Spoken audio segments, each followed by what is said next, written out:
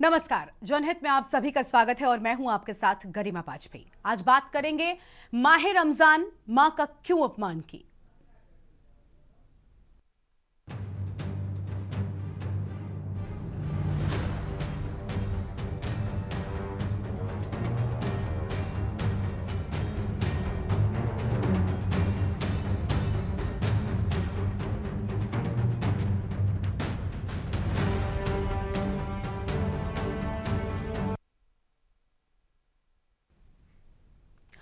मां सिर्फ एक शब्द नहीं बल्कि सम्मान, संस्कार और आस्था का प्रतीक होती है। भारतीय संस्कृति में मां को भगवान से भी ऊंचा दर्जा दिया गया है। लेकिन जब किसी की मां को लेकर सार्वजनिक मंच से आपत्तिजनक टिप्पणी की जाए तो स्वाभाविक है कि समाज में आक्रोश भड़केगा। और ऐसा ही एक विवादित बयान सामने आया है जिसमें बिहार के चर्चित मौलाना अब्दुल्ला सलीम ने उत्तर प्रदेश के मुख्यमंत्री योगी आदित्यनाथ की मां को लेकर बेहद आपत्तिजनक शब्दों का इस्तेमाल किया। रमजान के दौरान एक मजहबी जलसे में दी गई तकरीर का वीडियो अब सोशल मीडिया पर तेजी से वायरल हो रहा है और इसी के बाद सियासत सड़कों पर शुरू हो गई है। विरोध की आवाज उठने लगी है। लखनऊ में युवाओं ने प्रदर्शन किया, पुतला दहन किया और कार्रवाई की मांग की है। आज इसी बयान को लेकर करेंगे विस्तार से चर्चा। खास मेहमान हमारे साथ में होंगे, लेकिन उससे पहले आपको एक खास रिपोर्ट दिखाते हैं और यह भी सुनाते हैं कि मौलाना साहब ने क्या कुछ कहा है। मौलाना अब्दुल्ला सलीम ने की विवादित टिप्पणी। योगी की मां के लिए विवादित शब्दों का इस्तेमाल। रमजान को लेकर आयोजित जलसे में विवादित टिप्पणी। मां पर टिप्पणी से बढ़ा सियासी विवाद। विवादित बयान पर कार्रवाई की मांग तेज। पता ना क्या कानून बना, अगर 250 ग्राम तक योगी जी की अम्मा का गोश्त पाया जाए, मांस, तो उनकी ये घुटने से नीचे छेद करने का ऑर्डर, गोली से छेद कर। चलिए जी, बहुत अच्छी बात है। सुना आपने, ये महाशय मौलाना है। इनका नाम है अब्दुल्ला सलीम और इनका काम है मां का अपमान करना। रमजान के महीने में वैसे तो इबादत की बात की जाती है, मगर मौलाना साहब हैं कि किसी की मां का अपमान करने में व्यस्त हैं। दरअसल पूरा मामला बिहार में आयोजित एक मजहबी जलसे का बताया जा रहा है, जहां मौलाना अब्दुल्ला सलीम तकरीर दे रहे थे। उत्तर प्रदेश में गौकशी के खिलाफ बने सख्त कानूनों की आलोचना करते हुए मौलाना साहब ने भाषाई मर्यादा की सीमाएं ही लांघ दी। आरोप है कि उन्होंने मुख्यमंत्री योगी आदित्यनाथ की मां का जिक्र करते हुए बेहद विवादित और भद्दे शब्दों का इस्तेमाल किया और बार बार ऐसे वाक्य दोहराए जिन्हें व्यक्तिगत हमला और समाज में नफरत फैलाने की कोशिश के तौर पर देखा जा रहा है।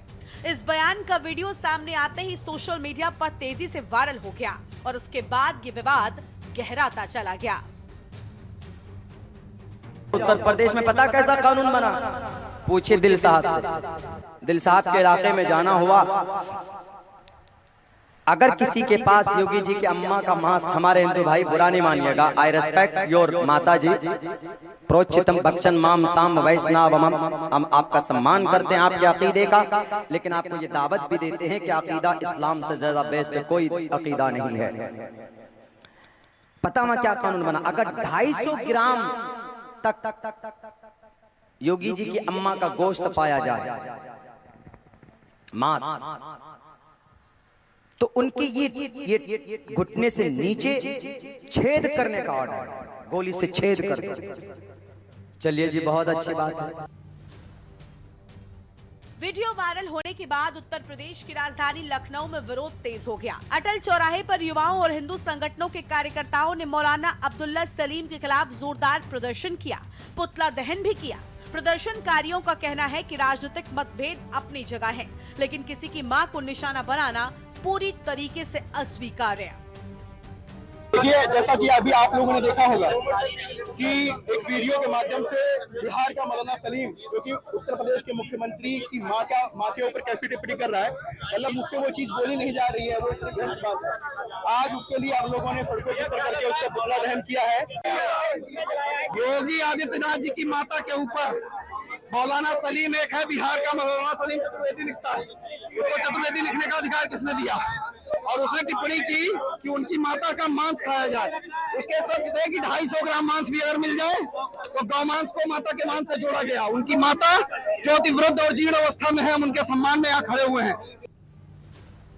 प्रदर्शन कर रहे युवाओं ने प्रशासन से मांग की है कि मौलाना सलीम के खिलाफ तुरंत एफआईआर दर्ज की जाए और उन्हें गिरफ्तार किया जाए। प्रदर्शनकारियों ने चेतावनी भी दी कि अगर 4 दिनों के भीतर कार्रवाई नहीं हुई तो लखनऊ में बड़ा आंदोलन किया जाएगा। उनका कहना है कि मुख्यमंत्री की माता पर की गई टिप्पणी सिर्फ एक व्यक्ति का नहीं बल्कि पूरे समाज के सम्मान का सवाल है। वहीं इस पूरे विवाद पर संत समाज की तरफ से भी तीखी प्रतिक्रिया सामने आई है। अयोध्या के संत महंत राजू दास ने इस घटना को बेहद निंदनीय बताया। उनका कहना है किसी भी मंच से मां को लेकर इस तरीके की भाषा का इस्तेमाल करना सामाजिक और धार्मिक मर्यादाओं के खिलाफ है। बिहार के मौलाना सलीम करके कोई इस्लामिक धर्मगुरु है, पता नहीं कैसे ये धर्मगुरु है। जिस प्रकार से उत्तर प्रदेश के माननीय गोरक्ष पीठाधीश्वर पूज्य मुख्यमंत्री योगी आदित्यनाथ जी महाराज के मां के बारे में और गौ माता पे टिप्पणी किया है, ऐसे मौलाना को बीच चौराहे पे खड़े होकर और फांसी लगा देना चाहिए, गोली मार देना चाहिए। योगी जी के मां पे टिप्पणी किया है तो ऐसे लोगों को धरती पे रहने का कोई अधिकार नहीं है। फिलहाल मौलाना के इस बयान को लेकर विवाद लगातार बढ़ता जा रहा है। एक तरफ सड़कों पर विरोध प्रदर्शन हो रहे हैं तो वहीं दूसरी ओर धार्मिक और राजनीतिक प्रतिक्रियाएं भी सामने आ रही हैं। अब देखना होगा कि प्रशासन इस मामले में क्या कदम उठाता है और इस बयान पर क्या कानूनी कार्रवाई होती है। ब्यूरो रिपोर्ट, के न्यूज इंडिया। तो सुना आपने मौलाना साहब के बिगड़े बोल, क्योंकि एक मां को लेकर जिस तरीके की भाषा का इस्तेमाल किया गया, इसे और क्या कहा जाएगा। मतलब लगातार इस तरीके के बयान दिए जाते रही। तकरीर का वक्त था, लेकिन ऐसे मौके पर सीएम योगी की मां को लेकर दी गई टिप्पणी वाकई निंदनीय है। मां सिर्फ एक शब्द नहीं होता, ये एक सम्मान होता है, एक सम्मानित ओहदा होता है और हर कोई अपनी मां को उतनी ही इज्जत, उतना ही सम्मान देता है जितना शायद मौलाना साहब देते होंगे। लेकिन मौलाना साहब जिस तरीके से सीएम योगी की मां को लेकर टिप्पणी दे रहे थे, ये बेहद निंदनीय है। और आज इसी पर हम करेंगे चर्चा। खास मेहमान हमारे साथ में जोड़ेंगे। हालांकि इनके इस बयान के बाद जैसे ही इनका वीडियो सामने आया, लगातार प्रदर्शन शुरू हो गए हैं, एफआईआर दर्ज करवा दी गई है और अब कार्रवाई की मांग भी तेज की जा रही है। इतना ही नहीं, लखनऊ में तो पुतला भी दहन किया गया और लोगों में आक्रोश है कि आखिर मां के खिलाफ ऐसी टिप्पणी भला कैसे सहन की जा सकती है। लखनऊ में युवाओं का प्रदर्शन देखने को मिला है और हमारे साथ में खास मेहमान जुड़ चुके हैं। चंद्रशेखर पांडे जी हमारे साथ में हैं, भारतीय जनता पार्टी की प्रवक्ता हैं। समाजवादी पार्टी की प्रवक्ता विवेक पांडे जी हमारे साथ में हैं। सीताराम दास, हिंदू धर्म गुरु, और मेहताब उस्मानी जी मुस्लिम स्कॉलर हैं। प्रमोद गोस्वामी वरिष्ठ पत्रकार हैं और रीता मित्तल जी हमारे साथ में हैं, सोशल एक्टिविस्ट हैं। सभी मेहमानों का बहुत बहुत स्वागत है। सबसे पहले मेहताब उस्मानी साहब का रुख कर लेते हैं, मुस्लिम स्कॉलर हैं। बहुत स्वागत सर आपका, माह रमजान की बहुत बहुत बधाई भी। हालांकि मौलाना साहब तो कह रहे थे कि इस्लाम से बड़ा कोई धर्म नहीं है, लेकिन अगर हम उनकी बात को भी सच मान लेते हैं तो क्या इस्लाम में ये सिखाया जाता है कि किसी की भी मां को लेकर इस तरीके की अमर्यादित टिप्पणी की जाए? इस बात को तो हम पहले भी कह चुके हैं और नेताओं के लिए भी हम कहते हैं इस बात के लिए कि किसी के पर्सनल जो रिश्ते हैं उन पर कमेंट ना करें, चाहे वो भाई हो, बाप हो, माँ हो, किसी भी रिश्ते पे इस तरह की टिप्पणी करना गलत है। अरे आपको अगर राजनीति करनी है तो सामने से करो ना। माँ बाप का क्या रोल है राजनीति में? बच्चा कोई गलत कर रहा है मान लीजिए, तो वो उसमें माँ बाप का तो रोल नहीं है ना, वो अपनी मर्जी से कर रहा है। अब उनके माँ को, बाप को इस तरीके से कहना, तो मैं इस चीज को बिल्कुल जायज नहीं मानता।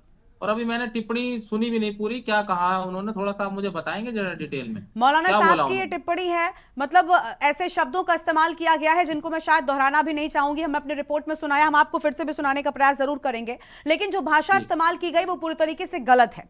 और इस महीने में जब इबादत की बात कही जाती है, इस्लाम तो इबादत करना सिखाता है, रमजान के महीने में तो कम से कम इस तरीके की भाषा का इस्तेमाल कर कौन सा नया गुनाह करना चाहते हैं मौलाना साहब, की समझ नहीं आता। मैडम देखिए, अगर इस तरीके की वो टिप्पणी कर रहे हैं तो फिर हम में और जो अब कट्टरपंथी लोग हैं उनमें अंतर क्या रह जाएगा? वो तो रोज डेली टिप्पणी करते हैं कि इस्लाम को खत्म कर दो, मुसलमान ये है, कुरान में ये लिखा है, कुरान में वो लिखा, हजारों तरीके की टिप्पणी होती है। हम उन्हें बर्दाश्त इसलिए करते हैं ताकि लोगों को उनका चरित्र उजागर हो, उनका पता चले कि ये लोग किस तरीके से किस धर्म को टारगेट करते हैं। और वही काम अगर हमारे मौलाना करने लगे तो इनमें हमें अंतर क्या रह जाएगा। तो हम तो कहते हैं लगाम कसनी चाहिए ऐसे मौलानाओं पे। हाँ, तो जारी करवाइए अरे ऐसे मौलानाओं पर, कम से कम फतवा जारी करवाइए। बिल्कुल, आप खुद ही बिल्कुल, कह रहे हैं कि हम कुरान को इन लोगों बदनाम के करने का खिलाफ काम ही तो बिल्कुल ऐसे बोलेंगे। लोग कर रहे हैं। बिल्कुल कुरान के बोलेंगे इन हवाले लोगों से के ऐसी खिलाफ, अगर भद्दी किसी- बातें अगर की जाएंगी तो कैसे आखिर लोगों का विश्वास होगा। नहीं, इस तरीके की अगर ये भाषा बोलते हैं मौलाना तो हम इनके खिलाफ सख्त से सख्त कार्रवाई की मांग करेंगे।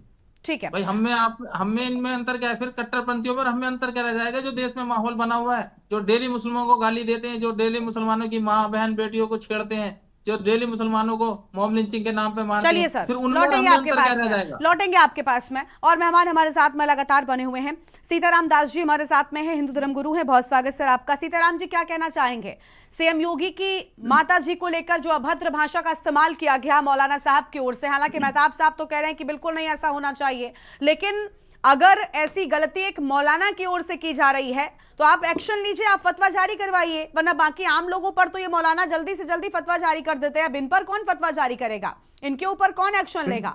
अभी तो उस्मानी साहब खुद कह रहे हैं कि भाई कुरान का हवाला देकर ऐसी बातें की जा रही है। उनका कहना है कुरान सबसे बड़ा धर्म है। मैं जानना चाहती हूँ क्या कुरान ये सिखाता है कि किसी की माँ का अपमान किया जाए, ऐसी भाषा का इस्तेमाल किया जाए?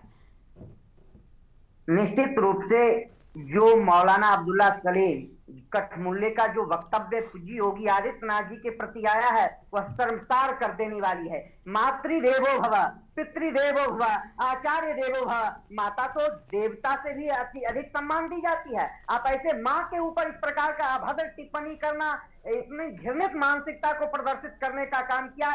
ये लोग नित्य निरंतर सनातन संस्कृति और राष्ट्र की एकता पर कुठाराघात करने का चेष्टा करता है। ऐसी भावना समाज में नफरत फैलाना और मुसलमानों को उकसाना और दंगा कराने का जो साजिश रच रहा है, ऐसे मुसलमानों के ऊपर कठोरतम कार्रवाई होनी चाहिए। आप देख सकते हैं कि हम लोग भाईचारा की बात करते हैं, हम लोग इंसानियत की बात करते हैं, हम लोग मानवता की बात करते हैं। दिल्ली में तरुण के साथ किस प्रकार से निर्ममता पूर्वक उसकी हत्या कर दी गई। त्योहारों में इस प्रकार की ये मानसिकता रखते हैं। ये लोग भारत में रहते हैं, भारतीय सनातन संस्कृति के संसाधनों का उपभोग करते हैं और भारत में कट्टरता फैलाते हैं। भारत में जो है एक बहुसंख्यक समाज को उपेक्षित करना, उनको हत्या करना, इस प्रकार की भावना रखना, ऐसे लोगों को भारत में रहने की कोई आवश्यकता नहीं है।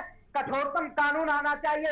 जो भारतीय सनातन संस्कृति पर, किसी पद पर और किसी ऐसे जनभावनाओं की आस्था से अगर खेलने का दुर्भावना करता है, उसको बीच चौराहे पर मैं तो पूछना चाहता हूँ, गावो विश्वस्य मातरा, माताएं गौ माता विश्व की माता है। अगर गौ माता पर कुदृष्टि करेगा तो उसको पैरों में नहीं गोली मारना चाहिए, उसको बीच चौराहे पे सीने में गोली मारना चाहिए। जो पालित पोषित करते हैं, जो जिनके स्पर्श मात्र से हजारों बीमारियां की निवृत्ति होती है, कैंसर जैसे घातक रोगों से उनके गौहर के सेवन करने से निवृत्ति मिलती है, ऐसे गौ माता के जो है नाम पर उनके माँ के ऊपर इस प्रकार की अभद्र टिप्पणी करना ये दुर्भाग्यपूर्ण है। ठीक है, तत्काल एनएसए के तहत, राष्ट्रद्रोह के तहत मुकदमा पंजीकृत करके जेल भेजा जाए, नहीं तो ऐसे लोगों को बीच चौराहे पे गोली मार दिया जाए। चलिए लौटते हैं हम आपके पास में, लौटते हैं आपके पास में। कानून अपना काम करेगा, एफआईआर दर्ज कर दी गई है। और मेहमान हमारे साथ में है, हमारे साथ में प्रमोद गोस्वामी जी हैं, वरिष्ठ पत्रकार हैं। बहुत स्वागत सर आपका।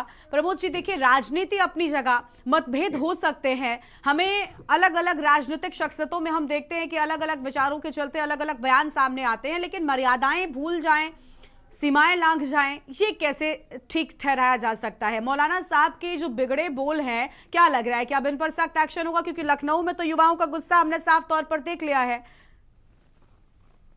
देखिए, बिल्कुल अभी उस्मान साहब ने भी और हमारे धर्म गुरु हैं उन्होंने भी, और इसको चाहे उस्मान साहब हो चाहे कोई भी व्यक्ति हो, वो मौलाना के इस बयान की कड़े शब्दों में आलोचना तो करेगा ही और करना भी चाहिए। क्योंकि और मुझे लगता है कि ये मौलाना नहीं है, ये मौलाना के भेष में बैठा हुआ व्यक्ति है। क्योंकि कोई भी धर्म गुरु, वो किसी भी धर्म से जुड़ा हुआ व्यक्ति हो, वो ऐसी बात नहीं कर सकता या उसकी वो कल्पना भी नहीं कर सकता। और अगर वो जिस ढंग से उसने बयान दिया है उसमें अगर मगर का तो कोई गुंजाइश ही नहीं है, उसका तो ऑन रिकॉर्डेड बयान है। तो जिस ढंग का वो एक मुख्यमंत्री की माँ के लिए, छोड़ दीजिए मुख्यमंत्री तो प्रदेश का मुखिया है, वो अपनी जगह एक सामान्य व्यक्ति के लिए भी किसी की माँ के लिए अपशब्द कहना, या जिस ढंग के उन्होंने शब्दों का प्रयोग किया है वो उसकी कड़े शब्दों में निंदा की जानी चाहिए। लेकिन एक बात जरूर है कि यहाँ पर हमको भी इस बात का सतत ध्यान रखें कि गोली मार देना, ये मार देना, ये नहीं। हमारा एक लोकतांत्रिक और सनातनी देश है, यहाँ पर हमारी अपनी कुछ सीमाएं हैं, हमारे अपने एक मर्यादाएं हैं। उन मर्यादाओं में रह के लोकतांत्रिक व्यवस्था के तहत कड़ी से कड़ी कार्रवाई किया जाना चाहिए और वो प्रभावी दंड करे। देखिए एक चीज और जो महत्वपूर्ण मैं कहना चाहूंगा, यहाँ इस ढंग की जो बातचीत हो रही है या जिस ढंग के ये मौलाना, ये पहले मौलाना नहीं है, इससे पहले भी कई मौलाना जो हैं वो इस ढंग के अनाप शनाप बयान या सनातन के लिए या उसके लिए, ये अधिकार उनको नहीं है। और वो भी रमजान जैसे पाक पर्व पर, मतलब और उसी पर जलसा, रमजान के को लेके वो जलसा हो रहा था, उसमें ये कहना, ये तो इससे ज्यादा घोर पाप, और इनके लिए दोजख में भी जगह नहीं मिलेगी ऐसे मौलानाओं को, ये तो छोड़ दीजिए। और इनके, बल्कि ये मेरा अनुरोध है शासन से, देश के और प्रदेश के, कि सबसे पहले ऐसे मौलानाओं को या ऐसे बयान देने वालों को, चाहे वो किसी भी धर्म के हों, किसी भी मजहब के हों, उनके खिलाफ तत्काल कड़ी कार्रवाई की जानी चाहिए और उनको तुरंत अरेस्ट करके। और मेरी बात समझ में नहीं आ रही है कि उत्तर प्रदेश में इसका प्रदर्शन हो रहा है, बिहार में क्या कर रहे हैं? बिहार में तो इस पर तत्काल सरकार क्या कर रही है? सरकार ने इसको क्यों अनदेखी किया? इतना बड़ा बयान है, इससे देश में दंगे हो सकते हैं, फसाद हो सकते हैं, आपस में दो धर्मों, दो समुदायों के बीच में एक तनाव हो सकता है, बदमजी पैदा होगी। ठीक है, तो ये तो बिहार सरकार को तत्काल चाहिए था कि अब तक कार्रवाई हो जानी चाहिए। इसमें क्या मांग की जरूरत है कि मांग की जाए? ठीक है, हम मुझे लोग लगता है कि ये ठीक है, यानी कहीं ना कहीं प्रशासन की ओर से भी जो है वो लापरवाही या ढील दी गई, क्योंकि अगर तुरंत ही इस पूरे मामले पर एक्शन होता तो शायद आज, अभी क्योंकि सियासत भी शुरू हो गई है और एक बार सियासत में अगर इस मुद्दे को उठाया गया फिर खिंचता चला जाएगा। आप जानते हैं कि देश में किस तरीके से खासतौर पर ऐसे मामलों को उठाया जाता है। नहीं, बिल्कुल बिल्कुल आप बिल्कुल सही कह रही हैं। यही मैं कहना चाहता हूं कि इस पर तो बिहार सरकार को तत्काल जब ये आया था तो इस पे बजाय इसके पे चर्चा हो, इस पर प्रतिक्रियाएं हो, उस पे धरने प्रदर्शन हो, डिमांड हो, इसकी क्या जरूरत है? वो किस बात का इंतजार बिहार सरकार कर रही है? क्या यहाँ दंगे हो जाए तब वो उस पर करेगी? ये तो सरकार की नैतिक जिम्मेदारी है कि वो तत्काल ऐसे मौलानाओं को मतलब पकड़ के और बंद कर दे, उसके खिलाफ कड़ी धाराओं में, राष्ट्रद्रोह की धाराओं में इसको जो है इस पर कार्रवाई की जानी चाहिए और कड़ी कार्रवाई हो।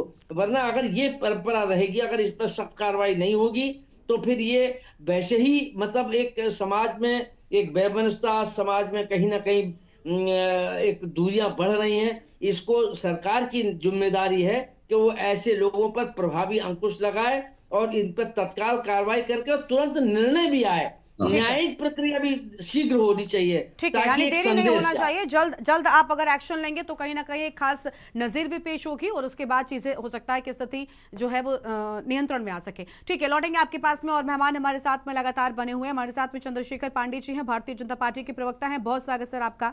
चंद्रशेखर जी, क्या कहना चाहेंगे पूरे मामले को लेकर? क्योंकि मौलाना साहब में डर भी साफ तौर पर नजर आया है। उनका कहना है कि भाई पैर में छेद करने की बात कही गई, एनकाउंटर का वो जिक्र करते हुए दिखाई दिए। दरअसल गरिमा जी, मौलाना उनके जो अगर उनके अंदर डर होता तो वो डर होता, शर्म होती, जरा सा लिहाज होती या महिला क्या होती है वो जानते, तो इतना निकृष्ट, घटिया, निंदनीय शब्दों का प्रयोग किसी आम महिला के लिए कोई नहीं कर सकता है। ये तो हमारे श्रद्धेय योगी आदित्यनाथ जी यानी कि एक मुख्यमंत्री की मां के लिए, एक जनप्रतिनिधि के लिए जो लोकप्रिय इस स्तर पे है, उसके लिए बात कही गई है। देखिए, इसमें मौलाना का दोष नहीं है। मौलाना जैसे भारत में जितने मुस्लिम हैं, उन मुस्लिमों में मैं ये नहीं कह रहा हूं सभी ऐसे हैं, लेकिन एक बड़ी आबादी है जो कुरान की उन आयतों से प्रेरित है जहां पे महिला चाहे वो किसी रूप में हो, वह खेती है, वह योग्य, वह सिर्फ उपभोग की वस्तु है। चाहे वह कभी मां रहेगी, वही कभी किसी की बेटी हो जाएगी, बेटी मां बीबी बन जाएगी। तो जहां पे रिश्तों का कोई कद्र न हो, आज जो बेटी है कल वो बीबी बनेगी, जो बीबी है वो मां बनेगी।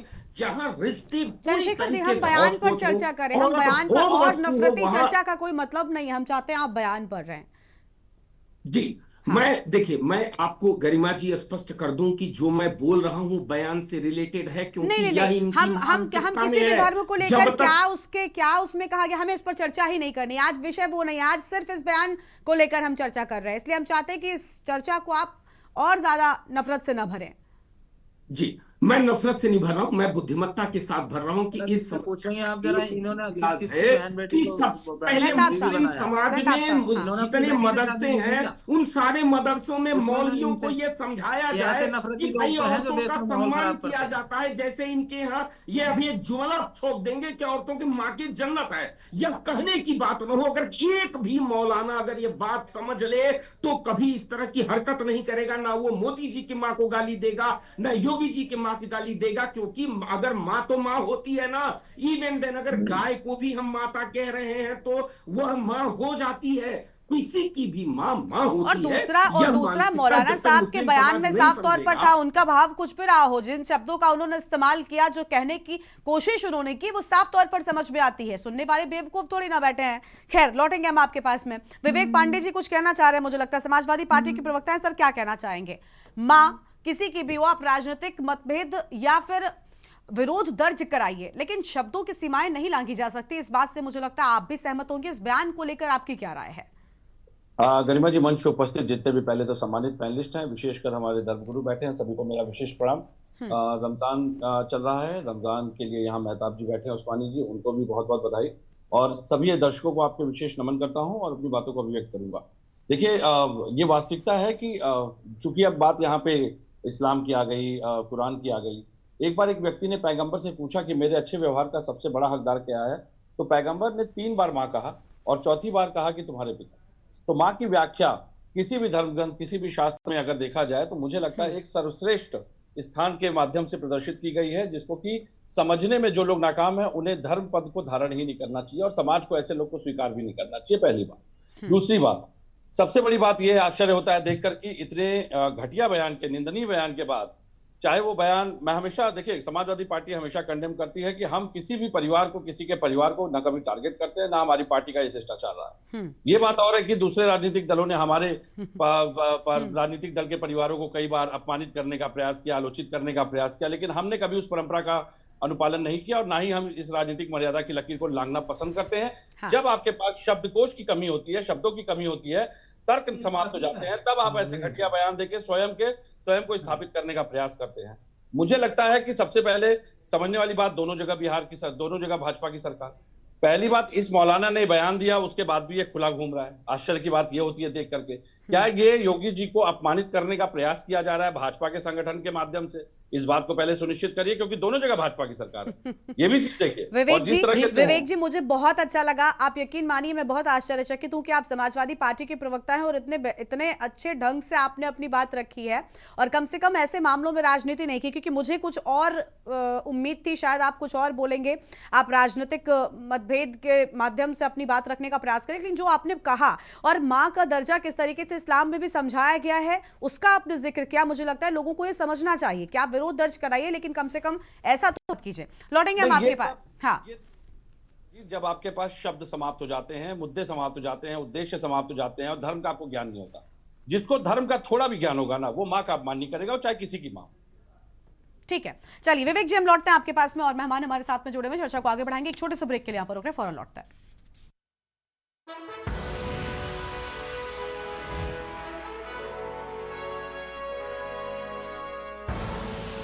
आप देख रहे हैं के न्यूज, खबरों का सी।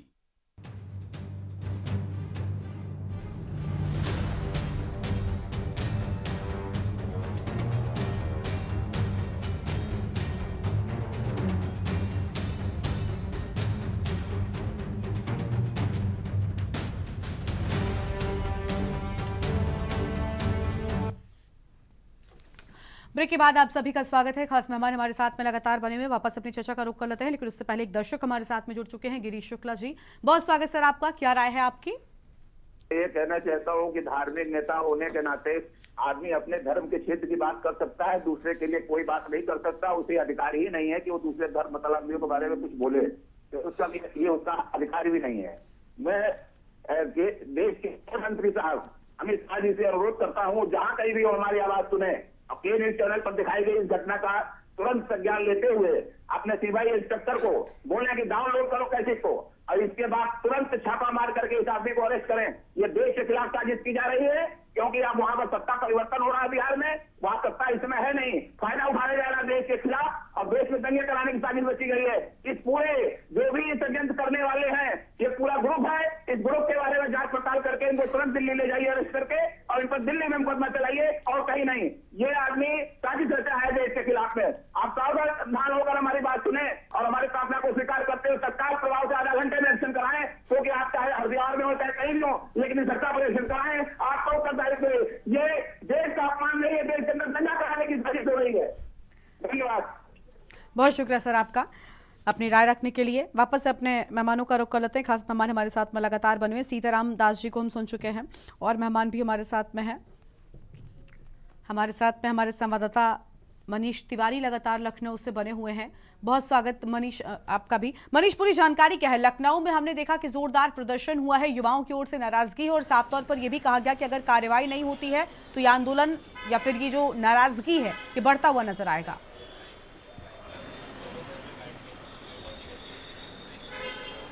जी बिल्कुल, अगर देखा जाए जिस प्रकार से रमज़ान का मौका और रमज़ान के मौके पर जो है बिहार में एक मौलाना सलीम के द्वारा जो है ये बयान उत्तर प्रदेश के मुख्यमंत्री को लेकर के दिया गया, वो भी उनकी मां को लेकर के, वो एक सबसे बड़ा एक सवाल बनता जा रहा है। जिस प्रकार से ये वीडियो वायरल होता जा रहा है, ये पूरा आक्रोश देखने को मिल रहा है। छात्र आज लखनऊ के छात्र जो थे वो आज सड़कों पर उतर गए, उनके तरफ से जो है उस मौलाना का पुतला भी फूंका गया, 4 दिन का अल्टीमेटम भी दिया गया है। साफ तौर से उनका कहना है कि 4 दिन के अंदर उस मौलाना के खिलाफ जो है एफआईआर दर्ज करके जो है उसको गिरफ्तार करना चाहिए। जिस प्रकार से देखा जाए मौलाना के बयान पर जो है संत समाज भी जो है लगातार जो है इसका विरोध जता रहा है। जिस प्रकार देख सकते हैं कि अगर जिस प्रकार से अगर ये वीडियो लगातार वायरल होता जा रहा है और भी जो हिंदू संगठन है और इस मौलाना के बयान पर और भी इसी प्रकार के धरने और प्रदर्शन देखने को मिल सकते हैं। अगर जल्द से जल्द मौलाना के खिलाफ जो है कार्रवाई, चाहे यूपी में हो या बिहार में, दोनों जगह पर भारतीय जनता पार्टी की सरकार है और जिस प्रकार का जो बयान है एक मां को लेकर बयान, वो कोई भी बर्दाश्त करने को तैयार नहीं। जिस प्रकार से देख सकते हैं कि होली का भी पर्व चल रहा है और वहीं पर रमजान का भी मौका है और एक मौलाना के द्वारा ये बयान देना, एक मां को लेकर के बयान, वो भी उत्तर प्रदेश के मुख्यमंत्री जो सबसे चर्चित और पूरे देश के चर्चित मुख्यमंत्री उत्तर प्रदेश के माने जाते हैं, उनको लेकर के ये बयान है। तो ये माना जा रहा है कि अगर ये वीडियो लगातार इसी प्रकार से बढ़ता गया और इसी प्रकार से जो है वायरल होता गया तो हर राज्य में इसी प्रकार के जो है प्रदर्शन और विरोध प्रदर्शन देखने को मिलेंगे। इससे पहले जो है सरकार के द्वारा, चाहे बिहार सरकार के द्वारा या यूपी सरकार के द्वारा जो है मामले को दर्ज करने का जो एक अल्टीमेटम दिया गया है, उसके तहत जो है कार्रवाई करनी चाहिए और जो छात्र प्रदर्शनकारी थे उनकी ये मांग है। जी ठीक है मनीष, लौटेंगे आपके पास में। हमारे साथ में विष्णुदास जी महाराज भी जुड़ चुके हैं, उनका रुख कर लेते हैं। बहुत स्वागत विष्णुदास जी आपका, महंत है। विष्णुदास जी क्या कहना चाहेंगे? मर्यादा मौलाना भूल चुके हैं और जो विवादित बयान दिया ये निंदनीय है पूरी तरीके से। देखिए, सबसे पहले तो आप सभी को जय श्री राम। ये हिंदुस्तान है, देखिए माँ से बढ़कर कोई नहीं है और माँ का अपमान करना समझ लीजिए हिंदुस्तान का अपमान है।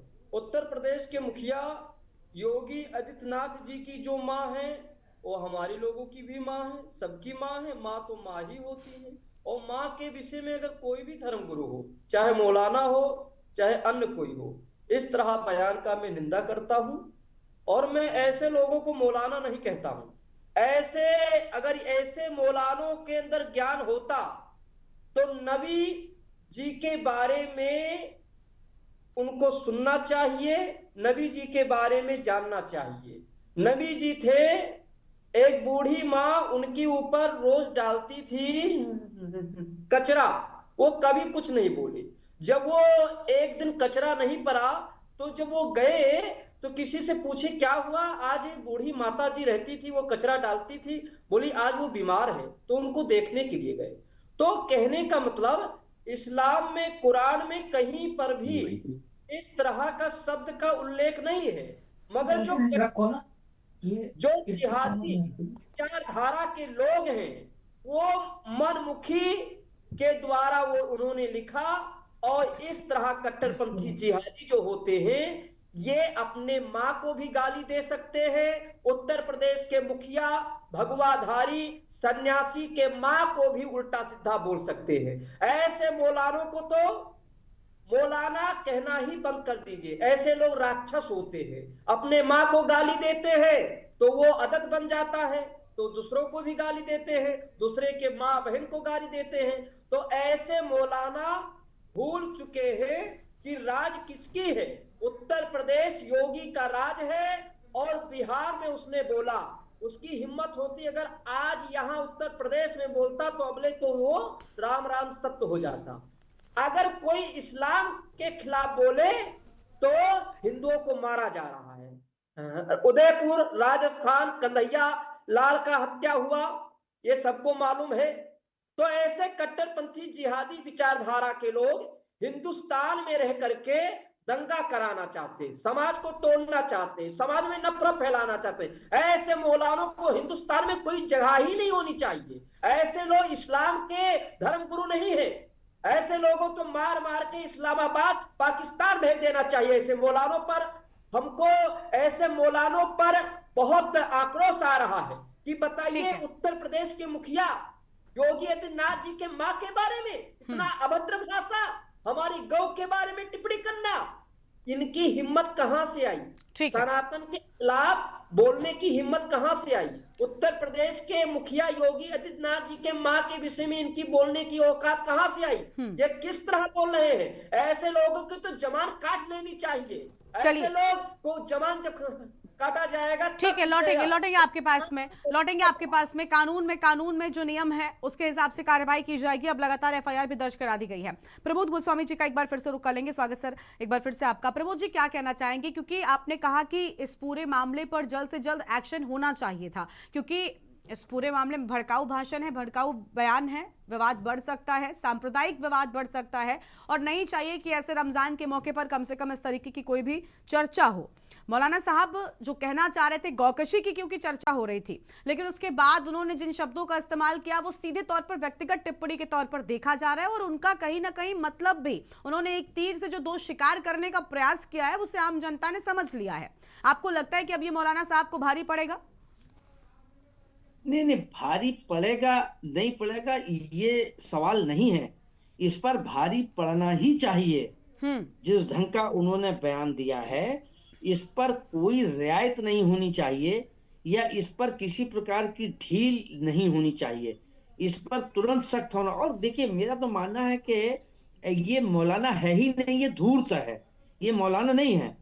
क्योंकि ये जो अभी स्वामी जी ने कहा कि राक्षस है, ये राक्षसी है, क्योंकि कोई भी मानवीय मनोवृत्ति रखने वाला व्यक्ति वो किसी भी धर्म का हो वो ऐसा कृत्य नहीं कर सकता है। और देखिए, एक चीज और बड़ी, मतलब ऐसे मौलाना हमारे इस देश के मदरसों से ये मौलाना निकलते हैं, और मदरसों को लेके बड़ा मतलब एक नकारात्मक स्थितियां इस देश में बनती जा रही हैं कि मदरसे जो हैं वो कहीं आतंकवादी प्रशिक्षण दे रहे हैं, या प्रशिक्षण से मतलब उनको शिक्षा दे रहे हैं, या मतलब कहीं ना कहीं देश को कमजोर करने वाली असामाजिक बातें कह रहे हैं। तो ये मौलाना, इस बात की जो अवधारणा बन रही है, ये जो जिस भी मदरसे से निकले हों, सवाल मदरसे से निकले हैं वही मौलाना है ये। तो ये मदरसों के ऊपर सवालिया निशान खड़ा कर रहे हैं, और जो लोग आलोचना मदरसों की कर रहे हैं, ये मौलाना इस बात की ताकीद कर रहे हैं कि हाँ, मदरसों में इस ढंग की शिक्षा दी जा रही है। तो मदरसों पर भी ऐसा नहीं है, मेरे कहने का आशय ये नहीं है कि सारे मदरसे करते होंगे, लेकिन ये मौलाना बना है तो मदरसे से ही निकल के बना है, ये तो तय है। तो ये क्या मदरसों में इसी ढंग की शिक्षा दी जाती है, नफरत की शिक्षा दी जाती है, या मतलब जिस ढंग के शब्दों का प्रयोग किया है, और वो भी रमजान पाक पर के मौके पर, रमजान के जलसे में ये बात कहना, मुझे तो लगता है कि उस समय एक चीज और गलती हुई है कि उस जलसे में जो लोग बैठे हुए थे उसका प्रतिवाद तो जलसे के लोगों को करना चाहिए था, या जो अवधारणा मुसलमानों के प्रति बन रही है वो कहीं ना कहीं फिर इस पर लेके उनकी चुप्पी भी एक कहीं ना कहीं सवालिया निशान खड़ा करती है। ठीक है, ठीक है। बीजेपी के प्रवक्ता कुछ कहना चाह रहे हैं, चंद्रशेखर पांडे जी। सर अनम्यूट कीजिए, आप अनम्यूट कीजिए पहले। जी गरिमा जी, जैसा कि हमारे विद्वान आदवनी गोस्वामी साहब ने कहा, बिल्कुल सही कहा। समस्या यहीं पे है कि जिस जगह ये मौलाना, ये बदतमीज एक शब्द होता है जो मुझे कहना चाहिए नहीं मालूम है, लेकिन ये बदतमीजी है किया गया है, इसलिए मैं बोल रहा हूं कि ये बदतमीजी कर रहा था। वहां पे जो बैठे हुए लोग थे उन्होंने रोका क्यों नहीं? ये न रोकना, क्योंकि सभी ने मजा लेके, चटखारे लेकर के आनंद लिया, ये प्रमाणित करता है कि वहां उपस्थित सभी व्यक्ति के भाव के अनुसार ही मौलाना बोल रहा था, पहली बात। दूसरी बात, मैं जो आदरणीय महामंडलेश्वर जी हमारे बैठे हैं, मैं उनको एक जानकारी दे दूं कि जो अभी उन्होंने बुढ़िया की और कूड़े की कहानी बताई है, वो कहानी मोहम्मद साहब की प्रॉफिट की है ही नहीं। आप नेट पे ढूंढ लें, किसी भी किताब में आपको कहीं नहीं मिलेगी। वो एक सूफी की, फारसी सूफी की कहानी थी, जो अभी 400 साल 300 साल पहले की कहानी है, 15वीं शताब्दी में। उस कहानी को जबरदस्ती किस्सा करके वो प्रॉफिट साहब से जोड़ दिया गया। यह जो कुछ भी आप देख रही हैं वो विशुद्ध रूप से मदरसा और मुदरसा में की जाने वाली कुरान और हदीसों की शिक्षा का परिणाम है। प्रॉफिट साहब की जो उनकी रिवायतें हैं वो यही है कि किसी दूसरे, उन्होंने अपनी मां को ये कहा है कि अपनी मां को तो जन्नत मिल सकती है, लेकिन दूसरी की मां स्त्री हो जाती है। और औरत के बारे में कुरान, हदीस, इस्लाम के क्या विचार हैं, ये हमको आपको ये चर्चा का प्लेटफॉर्म नहीं है। बहुत आराम से आज हम भी ये चाहते हैं कि आप उस पर ना जाएं, हम भी ये चाहते हैं कि आप उस पर ना जाएं। जी, हाँ। हिंदी में कुरानें आती हैं, देवबंद से आप कुरान मंगा लीजिए, हिंदी वर्जन है, खुद पढ़ लीजिए, सारी जानकारी है। तो आवश्यकता इस बात की है कि इस जैसे मौलाना, उनके श्रोता, उस सभा के सभी के ऊपर मुकदमे में शामिल करके इन सबको कठोरतम दंड और सजा दिया जाए। दूसरी बात, सभी जितने भी मौलाना हैं जो मदरसे हैं, उनके सलेबस पे रोक लगाई जाए। ठीक है, आप सभी को कटघरे में खड़ा कर देंगे, आप सभी को कटघरे में खड़ा कर देंगे। देखिए, मैं गरिमा जी पूरी दायित्व नहीं, हम इस बयान की निंदा करते हैं, लेकिन आप अगर पूरे धर्म को लेकर चर्चा करेंगे जिस पर हमें कोई इंटरेस्ट नहीं, हम नहीं चाहते उस पर विस्तार से बात करना। हाँ, यह एक दिन की बात नहीं है गरिमा जी, यह परमानेंट होता है, अक्सर होता है। जो ये रिपीटेशन है वो इनकी प्रवृत्ति के कारण है, क्योंकि यह हमारे देश को गलत दिशा में ले जाएगा। यदि एक बार आप किसी की मां को गाली देंगे तो वहां से प्रतिकार आएगा। जो ये हिंदू मुस्लिम करने की बात करते हैं उसकी जड़ यही है। इसीलिए मैं कहना चाहता हूं कि हमको जड़ पे मट्ठा डालने की जरूरत है। उन लोगों की जो स्त्रियों का सम्मान, स्त्री को वस्तु समझते हैं, ऐसी शिक्षा को रोकना पड़ेगा। स्त्रीत्व का सम्मान करना सीखना पड़ेगा। जब स्त्री का सम्मान होगा तो माँ स्त्री है, माँ कोई अलग से जीव नहीं है, वो भी स्त्री है। ठीक है, लौटेंगे आपके पास में। समाजवादी पार्टी के प्रवक्ता कुछ कहना चाह रहे थे, विवेक जी। मुझे लगता है नफरती बातें करने से बचना चाहिए और सिर्फ इस बात पर विशेष ध्यान दिया जाना चाहिए कि कैसे जो समानता है वो बनी रहे। हर धर्म, हर मजहब की अपनी चीजें होती हैं और लोग उसको फॉलो करते हैं, लेकिन किसी को कोई नुकसान ना हो, किसी की जन भावनाओं को ठेस ना पहुंचे, इसका विशेष ध्यान रखना चाहिए। देखिए गरिमा जी, मैं तो बहुत स्पष्ट रूप से इस बात को कहूंगा कि चूंकि जो मौलाना थे वो कुरान पढ़ा रहे थे, तो मैं कुछ आज कुरान विरोधी बातें उनको बताना चाहता हूं आपके मंच के माध्यम से। जन्नत माँ के कदमों के नीचे है, ये पैगंबर मोहम्मद की एक हदीस में लिखा हुआ है। इसको उन्होंने नहीं पढ़ा, वो मौलाना बन गए। बिल्कुल 3 गुना अधिक सम्मान का अधिकार माँ को मिला है, ये बाकायदा एक हदीस में है, लेकिन वो उन्होंने नहीं पढ़ा। क्योंकि माँ जो है गर्भ धारण और जन्म की पीड़ा को सहती है। और कुरान में सूरत लुकमान 31:14 में स्पष्ट लिखा है कि माँ ने उसे कमजोरी सहकर अपने पेट में रखा। और सूरत अल इसरा 17:23 बताता है कि दोनों अगर बुढ़ापे में पहुंच जाएं, उन्हें उफ तक ना कहना चाहिए, ना उन्हें झिड़कना चाहिए, उनसे सम्मान पूर्वक बात करनी चाहिए। और ये भी लिखा है कि माता पिता को अगर कंधे पे बैठाकर हज भी करा दी जाए तो जन्म के समय मां द्वारा सही गई एक दर्द की लहर का बदला भी नहीं चुकाया जा सकता। अनादर की मनाही दी गई है। मां की नाफरमानी कराना, उसका दिल दुखाना इस्लाम के सबसे बड़े गुनाह कबीरा में गिना जाता है। लेकिन जो उस भीड़ का हिस्सा थे, जो मौलाना आपके मंच से ये सुन रहे हैं, मुझे लगता है उन्हें इस्लाम के उस सही पहलू को लाना चाहिए जनता के सामने, जो वास्तव में इस्लाम की खूबसूरती है, जो वास्तव में इस्लाम संदेश देना चाहता है। लेकिन हुआ क्या है, कुछ ऐसे नकारा निकम्मे टाइप के जो संगठन चलाने वाले लोग हैं, जिन्होंने एक परिपाटी बना ली है कि धर्म शास्त्रों का, वेदों का, इस्लाम का, चाहे किसी भी धर्म के वेदों, उनको तोड़ मरोड़ कर अपनी सुविधा अनुसार प्रस्तुत करो, जनता को उकसाओ और जनता को उकसा करके एक विशेष वर्ग या एक विशेष चरित्र के खिलाफ खड़ा करो। ये राजनीतिक दलों की एक परिपाटी चल पड़ी है, कई संगठनों को इस तरह से कृपा पात्र बनाने के लिए। अब संगठनों के अंदर एक संदेश आ गया है कि इस तरह के कृत्य करने से राजनीतिक दलों से हमें प्राथमिकता मिलेगी। मुझे लगता है इससे बचने की जरूरत है। और बिहार सरकार सो रही है क्या? मैं तो लगातार इस बात को पहले कहूंगा, ये कानून व्यवस्था से जुड़ा सीधा विषय। एक प्रदेश के मुख्यमंत्री, चूंकि ये परिपाटी भी देखी गई कि प्रदेश के पूर्व मुख्यमंत्रियों के ऊपर भी आलोचना कटाक्ष किया जाता है। और एक बात हमेशा जानता हूं मैं, कर्म, अकर्म और विकर्म, इन तीनों की परिभाषा है कि कर्म की पुनरावृत्ति होती है, जो आप बोएंगे वही आप पाएंगे। मैं हमेशा कहता हूं, चाहे वो आप किसी महिला का, किसी की माता का, किसी की बहन का, किसी की धर्मपत्नी का सदन में अपमान करिए, चाहे राजनीतिक मंच पे, चाहे किसी संगठन की रैली में। मामला ये है, ये परिपाटी जो शुरू हुई है, इसको अभी नहीं रोका गया तो ये परिपाटी हमारे देश की सांस्कृतिक विरासत को कहीं ना कहीं डैमेज करेगी। और जो बात ये जिस तरीके से ये लोग प्रस्तुत करने का प्रयास किया गया, मांस को, माता को, भाई मुझे लगता है कि राजनीतिक मंतव्यों को, राजनीति से जुड़े जो राजनीतिक परिवार हैं, उनके लोगों को टारगेट करके ऐसे लोग केवल और केवल अपने आप को स्थापित करने का प्रयास करते हैं। तत्काल प्रभाव से बिहार सरकार को, बिहार के डीजीपी अगर आपके माध्यम से सुन रहे हो, इसको उठा के सबसे पहले जेल भेजिए और उसके बाद इसका फैसला कोर्ट कर ही देगा। लेकिन इसको लाना जरूरी है कानून के दायरे में, अन्यथा बहुत सारे लोगों ने यह भी देखा है कि भाई आजकल तो इनाम घोषित हो जा रहे हैं, आजकल तो फतवे जारी कर दिए जाते हैं। चलिए अब आप आ रहे हैं समाजवादी पार्टी की प्रवक्ता वाली मैं नहीं चाहता कि कोई अराजकता, आपने अभी तक सारी अच्छी बातें की। हाँ नहीं, मैं नहीं चाहता कि इस मुद्दे को अराजकता में कोई भी बदले। मैं इसलिए चाहता हूं कि कानून समय से इसको अरेस्ट कर ले। ठीक है, बिल्कुल ठीक बात है। ठीक है सर, हम लौटेंगे आपके पास। सीताराम दास जी हमारे साथ में लगातार बने हुए। सीताराम जी, क्या लग रहा है, जल्द से जल्द कार्रवाई होनी चाहिए? संत समाज में भी बड़ी नाराजगी देखने को मिली है।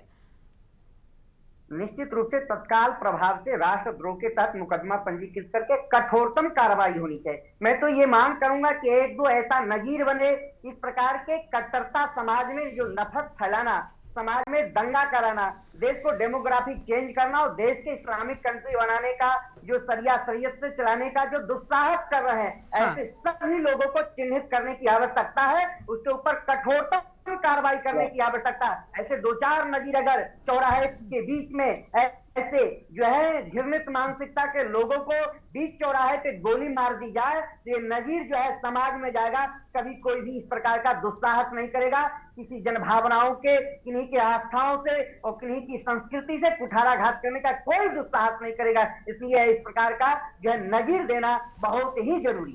ठीक है, हमारे साथ में विष्णुदास जी भी लगातार बने हुए। विष्णुदास जी, नजीर पेश हुई तो कहीं ना कहीं आने वाले वक्त में ऐसी चीजों पर लगाम लगेगी। और बीजेपी के प्रवक्ता जो लगातार चंद्रशेखर जी कह रहे हैं कि मदरसों में ऐसी शिक्षा दी जाती है, यही वजह है कि मौलाना ऐसे बयान पब्लिक प्लेटफॉर्म पर आकर देते हैं, उस पर भी कुछ कहना चाहेंगे क्या आप? देखिए, सारे मदरसों को तो मैं नहीं कह सकता हूं, मगर कुछ ऐसे मदरसे हैं जहां कट्टरता सिखाया जाता है। कुछ मदरसों में आतंकवादियों से एक रहता है, संपर्क रहता है, तो कहीं ना कहीं ऐसा होता है। मगर देखिए, कोई भी धर्म गुरु हो, इस तरह नहीं बोलना चाहिए। इस तरह बोलने के बाद एक सनातनियों का आस्था पर चोट पहुंचता है, उनका अपमान माना जाता है। इसीलिए मैं यही कहता हूं, कोई भी हो, मुस्लिम, हिंदू, सिख, ईसाई, कोई भी हो, अपने शब्दों पर ध्यान दे। और मैं तो कहता हूं, सरकार को एक ऐसा कानून लाना चाहिए कि अगर कोई भी भड़काऊ बयान देता है, कोई भी किसी का अपमान करता है, कोई भी सनातन के खिलाफ बोलता है, चाहे अन्य के खिलाफ बोलता है, तो उस पर कुछ ऐसी कानून लाना चाहिए जो उसको सजा उचित मिल सके। क्योंकि अब कानून है ही नहीं, और कानून नहीं है, इसीलिए ये लोग फायदा उठाते हैं, इसीलिए समाज को तोड़ते हैं, समाज में नफरत फैलाते हैं, भड़काऊ बयान देते हैं, हाईलाइट होने के लिए, सुर्खियों में बनने के लिए उल्टा सीधा बोलते हैं। ठीक है, चंद्रशेखर जी का एक बार फिर से रुक करेंगे। चंद्रशेखर जी, बिहार में भी बीजेपी की ही सरकार है, लेकिन बावजूद इसके अब तक एक्शन नहीं हुआ। अभी इस मुद्दे को उठाया था प्रमोद गोस्वामी जी ने भी और विवेक पांडे जी ने भी। उनका कहना है कि समय रहते एक्शन हो जाना चाहिए था, वरना विवाद बढ़ेगा। क्या मतलब है उसका? नहीं, ठीक कह रही हैं आप, लेकिन हमें ये ध्यान रखना चाहिए कि हम एक लोकतांत्रिक सरकार में हैं और यहाँ पे न्यायपालिका है। यह जो आईटी एक्ट के अंतर्गत आता है, और आईटी एक्ट में आप तब तक की गिरफ्तारी नहीं कर सकते हैं जब तक कि उससे पुनरावृत्ति की या जांच में सहयोग की 2 ही 3 केवल सीमाएं दी गई हैं। तो मुझे लगता है कि वो लोग गिरफ्तारी का तैयारी या जो इसका कानूनी प्रकरण हो, जो न्याय यानी विधि में जो जस्टिफाई हो सके, उसी तरीके का निश्चित रूप से कुछ न कुछ देख रहे होंगे। क्योंकि ये बहुत निंदनीय, बहुत ही घोर और बहुत ही निंदनीय घटना है, इसलिए मुझे लगता है इस पे कार्रवाई होगी। लेकिन गरिमा जी, ये कार्रवाई तो होगी ही, समस्या ये छोटी नहीं है। देखिए, इस लगातार इस तरह की घटनाएं होती क्यों हैं? एकमात्र कारण है कि जितना भी अभी विवेक जी ने बताया है, ये सारी की सारी सुराव में, आयतों में मां के बारे में कहा गया है। वह आपको अपनी मां के बारे में क्या करना है कहा गया है। स्त्री के बारे में विवेक जी सूरा अल बकरा की 223, 228, 4/34, 2/28, ये सारी आयतें विवेक जी पढ़ लेंगे। उसमें स्त्री के लिए क्या बोला गया है और आपकी अपनी मां के अलावा मैंने आपसे क्या सवाल पूछा था, और आप फिर उसी चर्चा पर आ गए। आपने हर सवाल के जवाब में यही गिनाया हमको। जी, आपकी पूरी विवेक समस्या, अरे आपको एक्शन लेना चाहिए था। आज हम इस पर चर्चा ही नहीं कर रहे होते। लखनऊ में जो प्रदर्शन हुआ, ये नहीं हुआ होता। अंदर इतना कुछ खराब बोला गया है कि उसके बिना जब भी कुरान और हदीस की चर्चा की जाएगी, जब किसी मदरसे में कुरान हदीस पढ़ाई जा रही है, बिना कुरान हदीस के मदरसे में बच्चे क्या पढ़ेंगे? और उन कुरान हदीसों में स्त्री के बारे में जो कहा गया है वह निंदनीय है, उसे पढ़ाना बंद करने की जरूरत है। तब व्यक्ति अपनी मां के साथ साथ किसी और के भी मां बहन को मां बहन समझेगा और सम्मान करेगा। मैं सिर्फ इतना सी बात है। ठीक है, विवेक जी को जल्दी से सुन लेते हैं। विवेक जी बताइए। छोटा सा मैं इनको काउंटर दूंगा बस, क्योंकि मैं धार्मिक मुद्दों पे नहीं जाऊंगा। लेकिन इन्होंने एक बात कही कि आईटी एक्ट में प्रावधान लिमिटेड है, गिरफ्तारी तुरंत नहीं होती। उत्तर प्रदेश में अभी होली की कुछ वीडियो कुछ पत्रकारों ने भी साझा कर दी, तत्काल एफआईआर हो गई। तत्काल एफआईआर हो गई। हाँ, ये बात अलग है कि उसमें उन वीडियोस के आधार पे जो धाराएं लगी हैं, कुछ लोगों पे 10 साल वाली भी लगी है, कुछ लोगों में 7 साल के नीचे लगी है, लेकिन तुरंत कार्रवाई हो गई। लेकिन बिहार अपवाद है, जहां पे कार्रवाई होनी चाहिए। उत्तर प्रदेश में बैठ करके उत्तर प्रदेश के प्रवक्ता बता रहे हैं कि बिहार में अपवाद है, वहां पे गिरफ्तारी तुरंत नहीं हो सकती क्योंकि वहां कानूनी प्रावधान है। उत्तर प्रदेश में तो मैं आपको तमाम उदाहरण दे सकता हूं। अब तो एफआईआर उत्तर प्रदेश में ही दर्ज हुई है। योगी बाबा है विवेक जी, हर जगह योगी बाबा नहीं रहते हैं। उनके सम्मान के लिए आप नहीं लड़ पा रहे। अच्छा, मतलब आप योगी के आप बीजेपी के प्रवक्ता हैं सर? चंद्रशेखर जी, आप बीजेपी के प्रवक्ता हैं, आप क्या कर रहे हैं? आप उनके सम्मान की रक्षा नहीं कर पा रहे हैं, वही तो मैं भी कह रहा हूँ। क्या कह रहा हूँ? आप उदाहरण क्या प्रस्तुत कर रहे हैं? आप आईटी एक्ट का हवाला दे रहे हैं। उत्तर प्रदेश की सरकार, मैं ये कह रहा हूँ कि अब तक की गिरफ्तारी, चलिए एक एक करके बोलिए, एक एक करके बोलिए आप लोग प्लीज। अधिकारी की अपना विवेक होता है, उसको जो लगता हो सकता है। किसका है? मंत्री किसका है? कानून विभाग किसके पास है? सम्राट चौधरी कौन है? गंभीरता से अच्छा, सम्राट चौधरी कौन है? गृह मंत्री कौन है? ये उनका विषय है ना, कानून ये यूपी के अंदर की घटना नहीं है। और आप देखते हो सकता हम लोग की डिबेट होते होते वहां की भी सरकारें कार्रवाई कर चुकी होंगी, और नहीं करेंगे तो यहाँ हम लोग यहाँ एफआईआर चुका है 24 घंटे वहाँ की सरकारें। अरे चंद्रशेखर जी, आपकी ही सरकार है भाई, आपकी ही सरकार है। यही मैं कह रहा हूँ कि घटना को कितना समय बीत चुका है। सरकार हमारी है, लेकिन सीएम आदरणीय योगी जी यूपी का जो अप्रोच है वो और ये कानून व्यवस्था का उदाहरण नहीं है, दल की अधिकारियों की अप्रोच हो या जो भी नहीं है। चलिए विवेक जी एक एक करके प्लीज। आप समझिए, हर जगह के अधिकारी की अपनी अपनी अप्रोच होती है। मतलब आप क्या बात कर रहे हैं? आप खुद ही अपने आप को कटघरे में खड़ा कर रहे हैं चंद्रशेखर जी। आप ही की सरकार है, आप ही का प्रशासन, अधिकारी भी आप ही के हैं।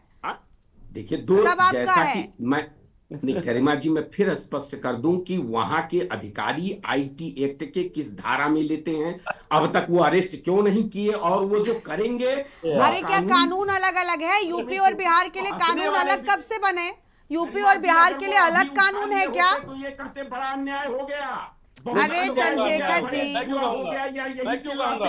मैं क्यों कहूंगा? वहाँ के जो मैं कहूंगा, मैं ऐसा कुछ नहीं कह रहा। अपनी समझ से कार्य कर रहे होंगे पे चलते हैं। चलिए ठीक है चंद्रशेखर जी, अब रुक जाइए, अपनी समझ से कार्य कर रहे होंगे। विवेक जी, यूपी में बवाल हो गया है, सड़कों पर लोग उतर आए, पुतला दहन, प्रदर्शन, सब कुछ शुरू हो गया। अभी यूपी में अलग कानून है, वो कौन सा कानून मुझे नहीं पता कि भाई यूपी और बिहार में अलग अलग कानून चलता है, मैंने तो कभी नहीं पढ़ा यह बात। बीएनएस, आईपीसी, सीआरपीसी पूरे देश में एक ही प्रावधान है। अब रुकिए चंद्रशेखर जी, अब रुकिए प्लीज, एक साथ नहीं बोले प्लीज। चंद्रशेखर जी शांत हो जाइए, बोलिए आप जल्दी से विवेक जी। 1861 से कानून के 1861 के एक्ट से पुलिस रेगुलेट होती है, ऑल ओवर इंडिया होती है। और जिस तरह से आईपीसी, सीआरपीसी, बीएनएसएस के प्रावधान नए तरीके से लाए गए वो पूरे देश में लागू हैं। लेकिन जो विभेद आप कर रहे हैं, आप खुद ही योगी जी को न्याय नहीं दिलाना चाहते हैं, ऐसा प्रतीत हो रहा है इस मंच पे।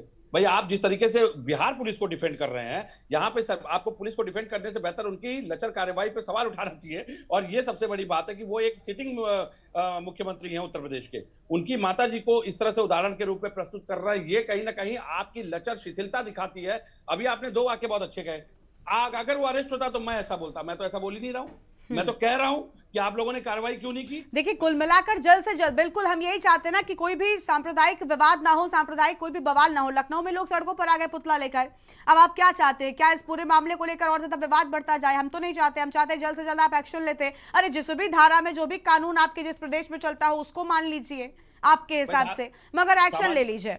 चलिए, शुक्रिया सभी मेहमानों का हमारे साथ चर्चा में आने के लिए। और अहम जानकारी के तो लखनऊ में युवाओं का प्रदर्शन देखने को मिल रहा है, क्योंकि माह रमजान में मां का अपमान किया गया है। सीएम योगी की मां को लेकर मौलाना के द्वारा एक अभद्र टिप्पणी की गई, अभद्र भाषा का इस्तेमाल किया गया, जिसके बाद विवाद बढ़ गया है। एफआईआर दर्ज कर ली गई है, अब आगे क्या कार्रवाई होगी देखना अहम होगा। इस बुलेटिन में इतना ही। तमाम बड़ी खबरों के लिए आप देखते रहिए के न्यूज़ इंडिया। नमस्कार।